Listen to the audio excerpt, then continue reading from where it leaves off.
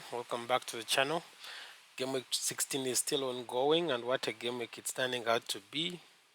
Captaincy has really become a problem. It was a shootout between the likes of Saka, Palmer, and Salah, and for now it looks like the Salah captain are just up by really a notch because at least he managed to come up with an assist in a weekend when I think most of the prime captains really have not returned. So kudos to those that went on a punt to go with a wild card captain, like I don't know, someone like an Everton defender, or someone like Son, or someone like Hall, or someone like even Isak. It's really been good enough. Should have been really good enough for you. Now to go through what we're going to discuss today, first and foremost, as the game week 16, as I've mentioned, is not yet done. There's still one more game week to go. But why we are looking at this right now is because it is yet to be confirmed by the Liverpool and Everton match that was postponed is most likely being rumored to be in the week of 11th February, which would place it around game week 24. Now, in that game week is when Liverpool gets to play, for example, Bournemouth, and Everton gets to play Leicester. Those would, I think, would be good shout outs for those of us that still have our triple captainship, as well as those that will be needing to play, for example, the assistant manager chip. I think that double game week, if confirmed, you just keep onto the channel, subscribe, like, and you'll get the notifications here first as soon as that is confirmed. It is yet to be confirmed, but in case it is, I think it would be a very good weekend for those of us that still have those chips and are waiting to use them. Everton still looks like a good shout because one of the things that did come out of game week 16 is I think they are also tied as part of the top three goalkeepers. I think Pickford, Onana, as Raya obviously have the most clean sheets that are all tied at six, which really does put into perspective the Everton defense as well, because it's been a good shout for the likes of Mikolenko, the likes of Young, who's now I think the second highest scoring defender as well. So that is something to look out for. Like I've mentioned, Liverpool will be playing Bournemouth, Everton will be playing Leicester, and just the week after, Liverpool will be playing, for example, Wolves, and Everton will be playing Crystal Palace. So that is, as you know, the assistant manager chip is to be used over 3 games. So you could see if you're to use it in the double game week and then maybe the week following, which would be, for example, game week 26. Liverpool, I think, plays Man City. So you could swap up slot maybe for a different manager depending on what how you're feeling at that time specific and how the teams will be performing. So I thought that is something important that I had to pass out before we go forward. Now, to go through our watch list, I do need to confirm that I've already confirmed 2 transfers. I had 2 free transfers and I had to get ahead of the price increments. So we'll get into that on which direct people have managed to bring in, but they are specifically defenders. Really had to go ahead to bring them in because my defense was looking really, really bad with the likes of Aid Nori out, with the likes of Manchester City defense not doing well as well. So it's something I had to do very quickly to go through our watch list, especially the defenders. Hall did have a haul. He did come up with 2 assists and a clean sheet, so he really did perform very well. And Newcastle is really, I think it's been long overdue.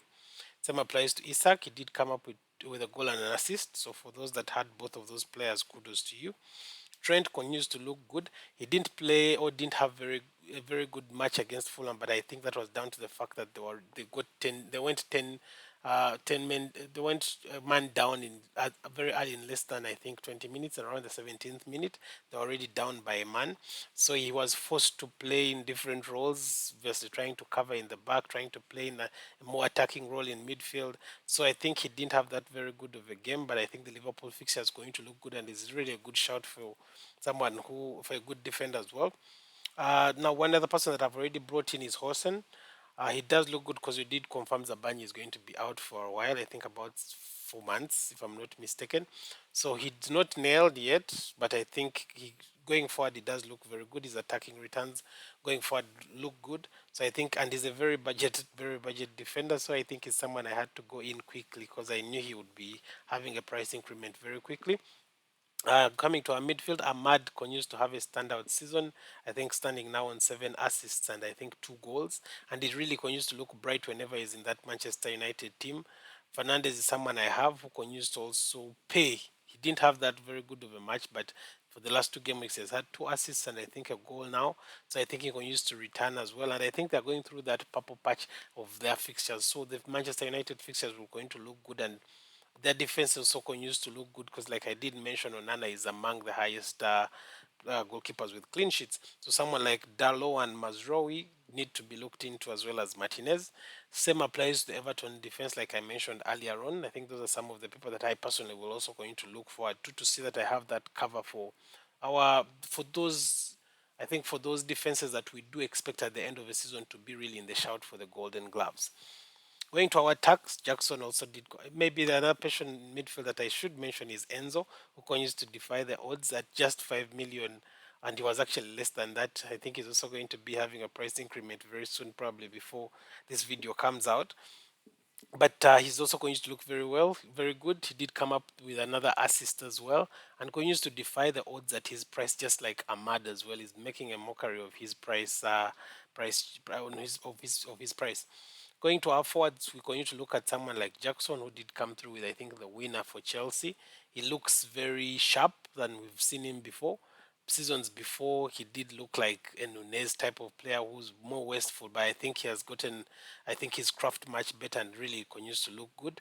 Isak, I think, as well, is a no-brainer, and with the confirmation that Wilson got another setback and is out for a while, he continues to be nailed. You're sure of his 90 minutes as well, and he continues to look good. He has that Salah kind of effect whereby he's always involved in the game. If he doesn't score, at least he will be involved in the assists. One key person to also note is that Jota is back. I did include him here because he's one person we need to monitor. If he can keep fit, if he can put together a run of 5 to 6 game weeks, Jota is always very, very prime striker. Like we did see how he took his goal. He's very confident in front of goal. He's a completely different player from someone like Nunez. And I believe once he gets the supply, once he gets to get into the chemistry with the likes of Salah and Diaz and Gapco, he will really continue to look very, very good. So to go directly to my changes, like I mentioned, Hall did come in. He has a good fixture against Ipswich. If they continue flying, I think he should be involved, and it should be up is high among the chances of having a clean sheet as well. Robinson is someone I already had as well. Currently stands has a good fixture as well. He goes home to Southampton, which has just actually sacked their manager. It has been a difficult week where we've had, I think, 2 manager sackings. Wolves did lose their manager, and I think it has been confirmed as well that Southampton have sacked also their manager as well. So that's how football goes really sometimes. Maybe important to notice someone also like Cunha, someone to notice because there were very many dramatic scenes in the end of games this weekend. We did see, for example, Nuri get a second yellow card and get a red card, which means he will be suspended for the next game week, and even when he does come back, he will still be having that 5 yellow card ban over his head. So in case he gets the next yellow card, he will be banned as well, suspended as well. Cunha did have an altercation with also after the game. We wait to see in case he to face any actions after that, but it didn't look good. And in case he does, we might be looking at, for example, a chance for even a -4. The same applies to someone like Cucurella. Those that have Cucurella also did get a second year. He managed to get himself sent off after the 90th minute, after the final whistle. So those are some of the issues that did come out of the game week, and there are some of the things we need to look ahead of so that we can manage, so you can decide on how to make your chips or how to make your transfers based on some of this information. But otherwise, this is how my team would be lining up.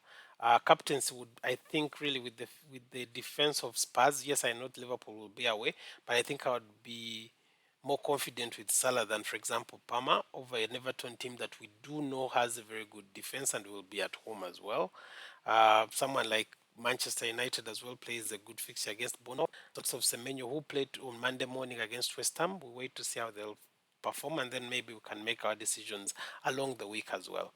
Otherwise, FPL responsibly. Don't forget to like, subscribe, and going to share these videos to everyone as you're going to grow the channel. Thank you very much.